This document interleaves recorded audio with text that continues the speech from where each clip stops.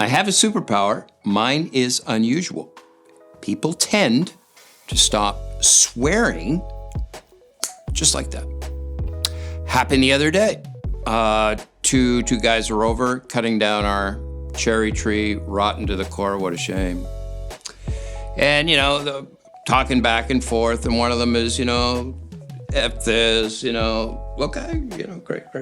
And then he turns it to me and says, and so what do you do, sir? I said, well, I teach New Testament at a graduate school.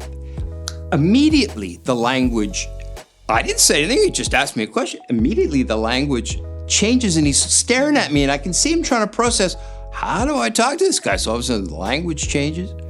And then he's trying to figure out a way to relate to me. This happens to me all the time.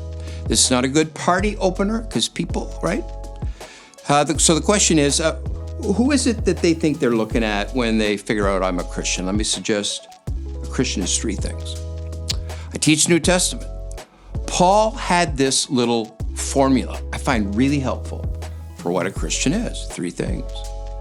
Faith, hope, and love. This little triad of values maybe you've heard used in different ways. Paul meant something specific, though. Faith in Jesus, love for one another, hope for the future, hope in heaven, hope for Jesus to come back. Three things. I really like it because it's simple. So what did Paul mean? Faith in Jesus. That means faith in what he did and what he said. If I say I have faith or trust in Jesus, I'm generally saying I think he's the one, right, that God sent. But specifically, the historical Jesus died on a cross and, the account said, rose again.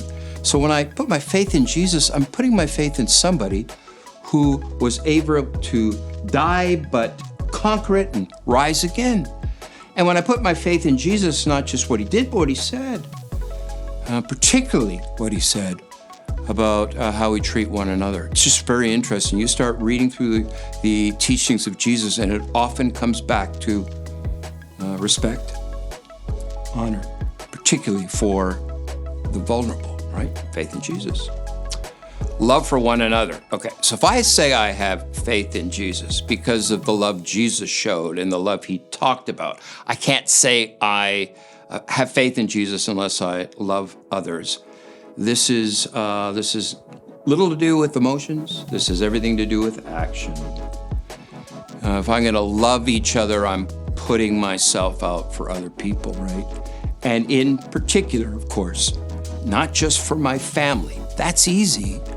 But the kind of love Jesus talked about was love where everybody, in a sense, gets treated like family, and in particular, the most vulnerable. If I say I have faith in Jesus, then I watch for and I try to give honor and respect to those that seem to be at the bottom of the pile. Faith in Jesus, love for one another, and that there actually is a better world coming.